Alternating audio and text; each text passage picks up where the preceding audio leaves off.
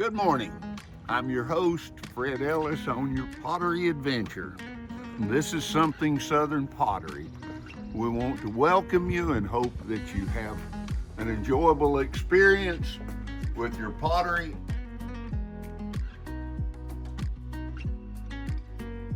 There's Jalen busy at her wheel making pots.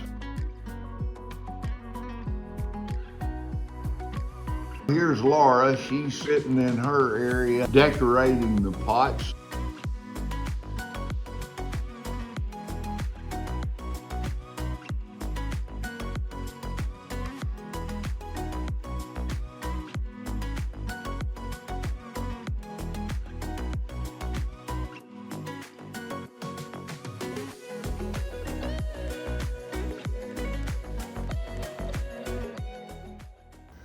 Good morning and welcome back to Something Southern Pottery. We're finishing up on some bowls. This is our standard bowl for our standard small bowl. We make these with 2 pounds, basically out of what you've seen me throw so far, and we took off the back and trimmed up the bottoms. Now I'm going to show you each one. We finished them up. Some of them we put handles on, some we just carved a slot into them to do different things, and I'll show you the different things we use with this one form. So this is the standard bowl, foot ring cut in it, foot trimmed.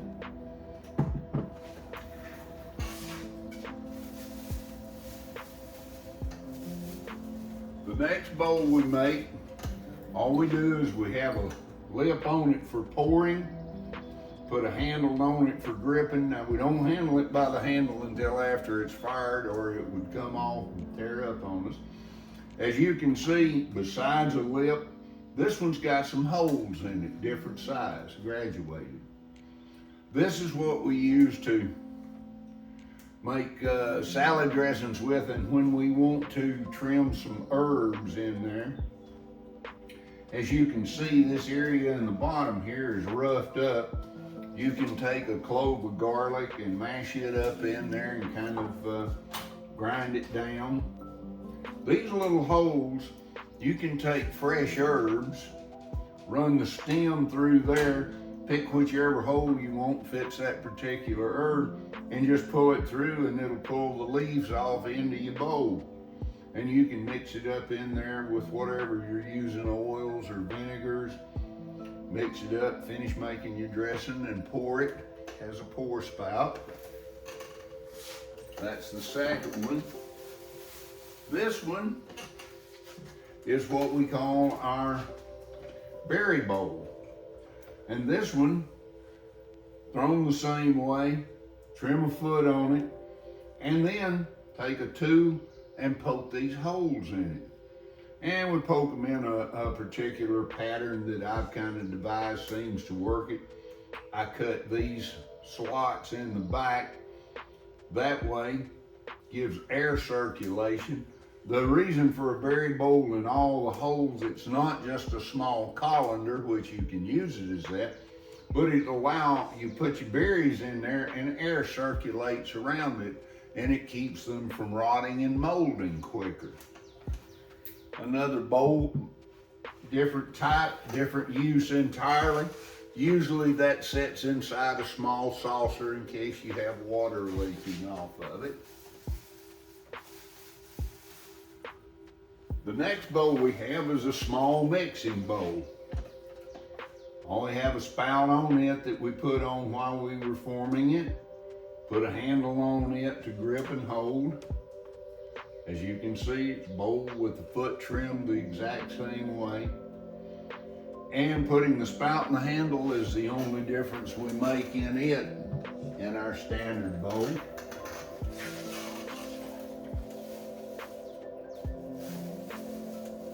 Then we have same 2-pound bowl made the same way, foot ring on it, except now we carve a J channel in it. I use a tool to cut a hole here, just a punch that just punches out the hole just like all of them. and cut this J in here. When we get finished with it, when Laura's finished decorating and we've fired it a couple of times and got the glaze on it, you drop your yarn bowl if you're a knitter or a crochet. That's the other thing they do with yarns and stuff. Whatever denier you use, that's big enough, and this J channel just kind of holds it. You put it down in there, drop your ball of yarn. Excuse me, my tongue got tangled in my eye teeth and I couldn't see what I was saying. So you drop your yarn in there, put your yarn through, and you can sit there and it'll hold and keep your ball in one place so you can just knit or crochet right along. I showed you all those just to show you that with one original shape and just altering slightly, you can change it up a little bit. Here we go. We're putting some black slip, which I'll tell you about it in a few minutes. Because we're going to carve the design on this one. The slip is made from the B-mix without grog, which is what we normally use on most of our work around here. And then I put in like a tablespoon of Mason stain black, I think it's 6,000, to color it, and then take my blending mixer and mix it up and put a couple of coats on each piece, and we have to let it dry. So this is kind of what the first coat looks like. And I'm going to set this one aside and finish one up that I started. I don't know if I mentioned I put Darvan 811, just a couple of drops in this. It helps smooth it out so that it will go on the pots easier and it doesn't drag so much. This one is one that I started a little earlier, and it's mostly dry enough to work on. I'm gonna have to put the rim on now. I'm gonna get this everywhere. Oh well, what's new? But to get the rim to match the outside of the ball, spin it a couple of times and get a fairly even coat on. Now then, leave that one alone a few minutes. And what is this one? I've already done the rim of this one. It's the one I'm going to put vines on. Thank you, Fred, for coming in and making all kinds of noise while we're filming video and fixing. We were trying to do this while you were outside.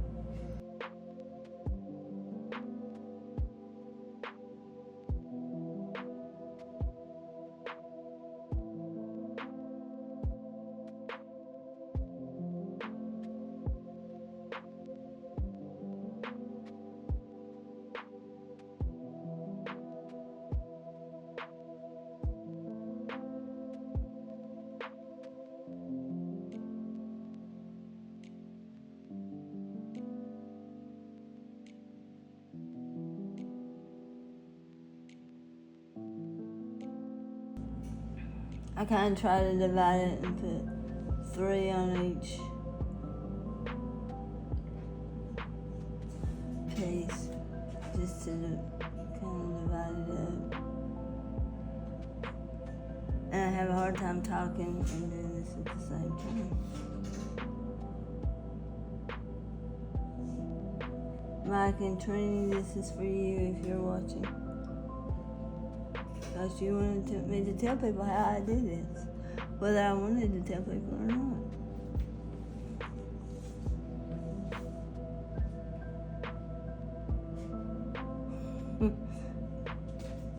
We about had a cameo by the cat.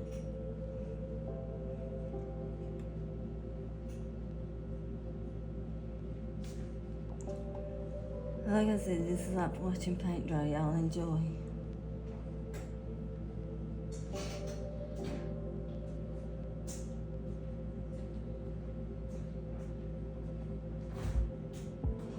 Okay. I got the vines on. Now I gotta put some leaves on these things because it's not winter time in this one.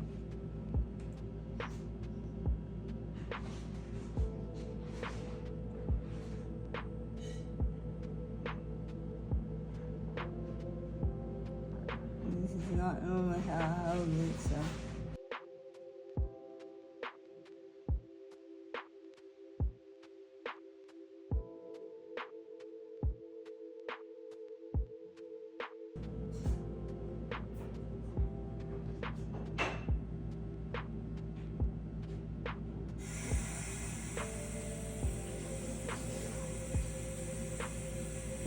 So there, you can get the idea of how that goes all the way around. Now then, let's get this one back over here and do some carving. Mix this up a little bit. I don't know if you can see this or not, but I use the ZM carving tools. I personally like this one. It's a little pointed on the end, and it's a MR9 if you want to know the number on the tool. And let's see if I can get this so you can see it.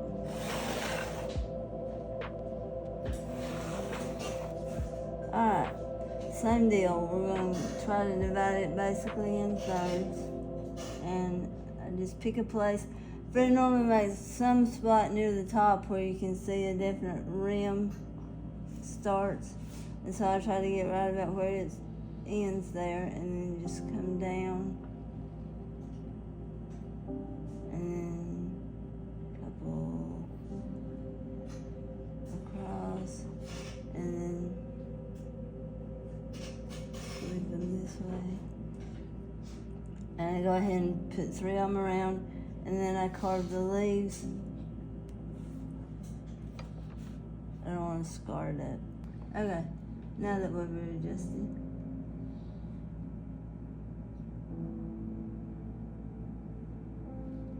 And we're just making the leaves.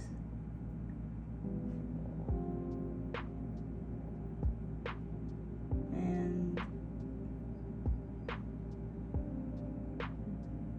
keep going, and I like to go back and put a little vein down the center of each one, just a little indication of one. Brightens it up somehow, makes it look a little more like a leaf to me. And just keep going, that's it. Big secrets revealed.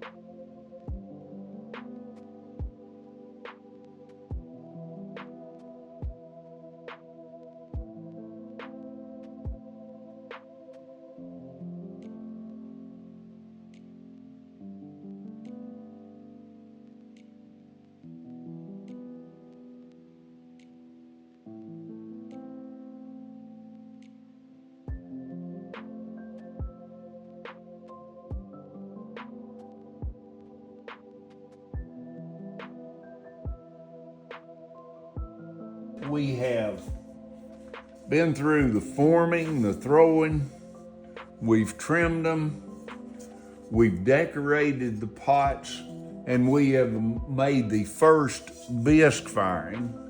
Now we're going to glaze them and get them ready to go into the second firing. First of all, we've got to get our glaze ready. We do that just by stirring it up again, and I happen to use an electric drill and a paint mixer.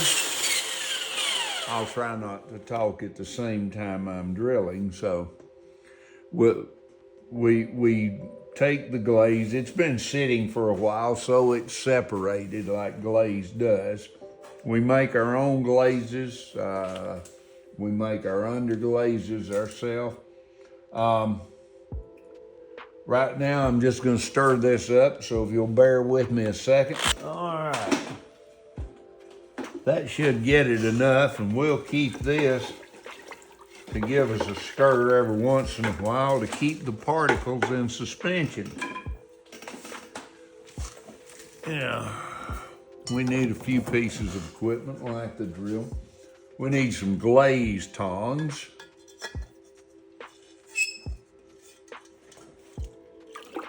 And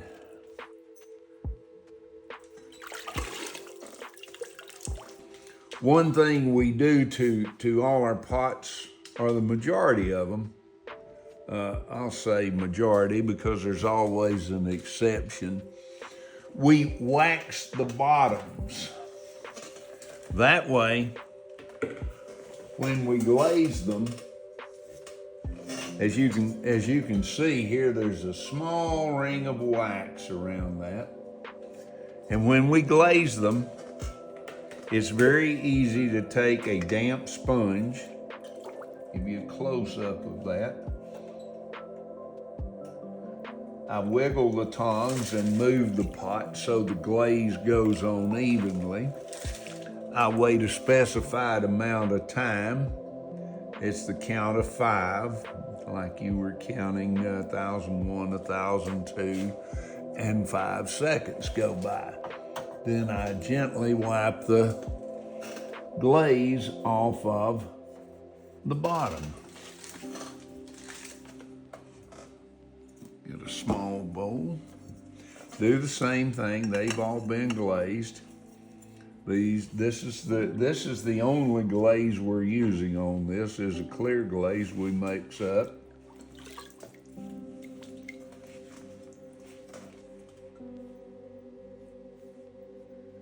As you can see, comes right off. We don't have to scrub or rub, anything like that.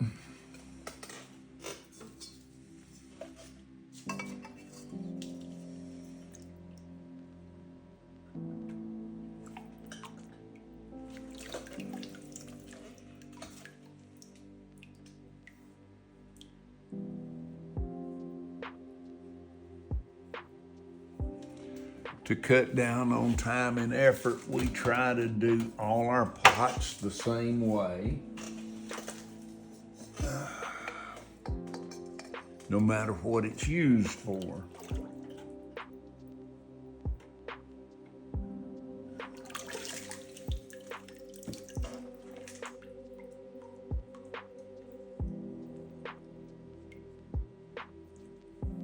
That's even dip. What this does is we can just set our pots in the kiln and not worry about them sticking to the kiln shelves. I try to avoid as much extra work as possible. One, because every step you do and every step you make and having to do extra time and extra steps is extra expense. So trying to keep costs down is something you have to think about, or something we do think about here at Something Southern.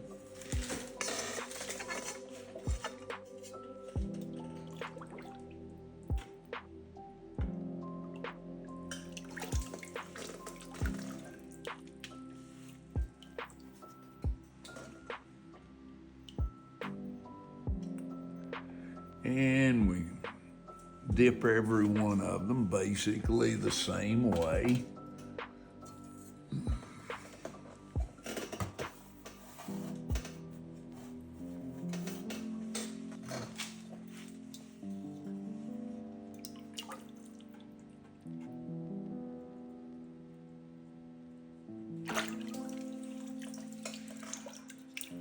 Now, after we get the glaze on these, we'll let them dry probably overnight, either in the drying room or the kiln themselves. And come morning, or sometime in the next couple of days, if we think they've dried enough overnight, we'll fire them tomorrow. If not, we'll let them sit in the drying room again. We've got the pots this far. We want to try and be careful and not cause them to crack or blow up or anything untoward in the kiln.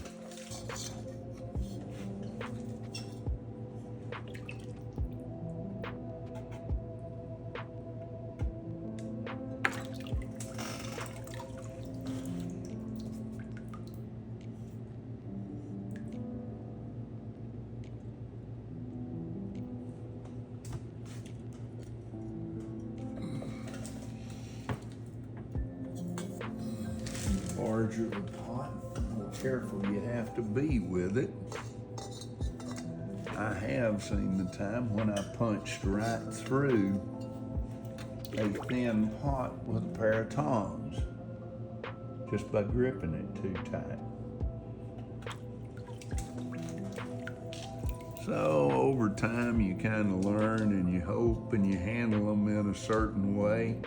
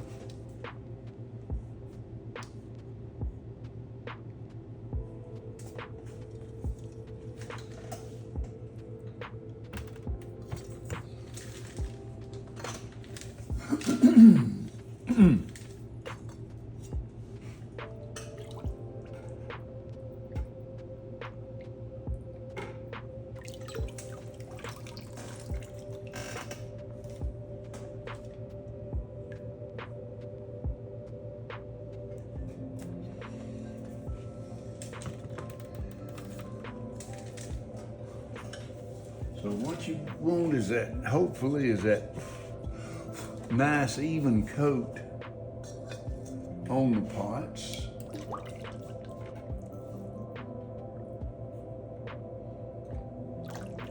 So it will show the decoration underneath.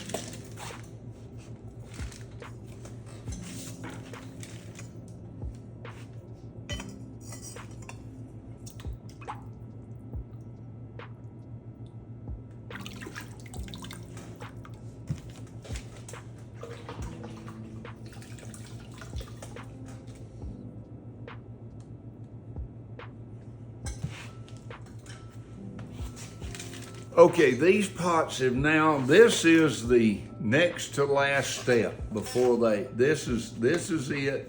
The next step will be to load them in the kiln. We, in this process, use an electric kiln.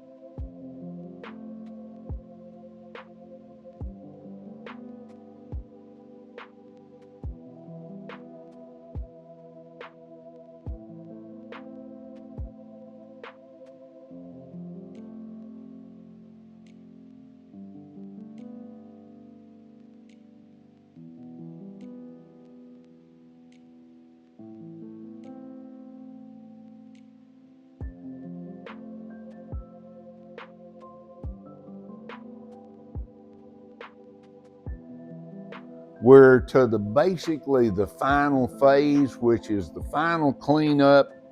As you can see, these are all decorated, glazed, they've been fired. Nice clean ring. I'll describe to you, because we're going to do right now, all we're doing is the final cleanup and inspection, trying to get them ready for sale, to take to a show, to offer to you. So first of all, I get a couple of standard cleanup tools. In case there's a little something stuck on the bottom, a lot of times they'll pick up pieces of debris from off your shelves, shelf wash or whatever. I found this little chisel is a wonderful thing for knocking off any little flecks that are just a little bit more stubborn and might have there's always a possibility of a little bit of glaze on the bottom. Doesn't happen every time. I'll show it to you and call it out. This was a tool I used to buy from, I believe I used to get these at Lowe's. It was a tool for sanding things. It was very rough, kind of grit work like sandpaper.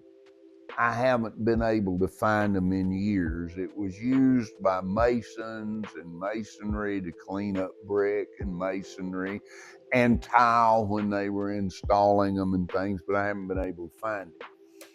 I have now found these kind of resemble, I can get it out of there, piece of sandpaper. They're just little mesh things on a plastic mesh, but it's like it has a coating, and they will sand light things. If you take this, rub your fingers around, you can feel a little grit. You take this, run it over it. I run it until smooth. I feel no barbs. I don't want my pot to mar anybody's nice furniture, so I want it to be nice and smooth. So I check each thing. Then I turn them, I'm ready, I'm finished with that piece. I turn it upside down, check the next one, make sure around the foot's nice and smooth. No little chunks or barbs. My hand is the tool. That's got a little, sand that little rough place off a bit. We're ready to go. And if I use one bowl to make, or one size to make several pieces, if you can see this has got a J-channel cutout. What this is a yarn bowl. Whether you're a knitter with yarn or you're using thread and you're crocheting or whatever, you can put your ball in here and it'll catch on that J-channel, run out there, keeps your yarn from going all over the house and keeps it nice and good. Again, take this, run around the edges and the foot area that's going to come in contact with the table. Make sure it's nice and smooth. We're good to go. Let me show you this little bowl next. This is use the same size bowl. All I do is attach a handle to it like this. It now becomes a little serving pitcher and serving bowl. Enough for 2 or 3 people. Doesn't matter if you're whipping up a couple of eggs, or whether you're mixing up a little salad dressing, or whether you're mixing up enough hot cake batter for 2 or 3 people. Good size, same thing. Same basic bowl, same size. I just put more holes in it, so it now becomes a berry bowl. Sit it in a saucer so it won't leak on your cabinet. Wash your berries, set them in here. They get plenty of airflow. They're not gonna rot on you very quickly. So you can keep them out on the counter in your berry bowl using the same size pot. Now we finish sanding the bottoms on all these. I then put a sticker on them that tells you about Something Southern. We wrap them up, we take them to a show or wrap them up and ship them to whoever buys them. This is Fred Ellis with Something Southern, asking you to, which I hope you liked the video. If you will, please tap that like button. Also, you can subscribe to our channel. Gives you access to the website, to our Facebook accounts. You can purchase online. You can contact us if you have a question or want to purchase something. And we hope you had fun. That's the idea, have fun. And this is Fred Ellis with Something Southern Pottery again, saying thank you for joining us and good day.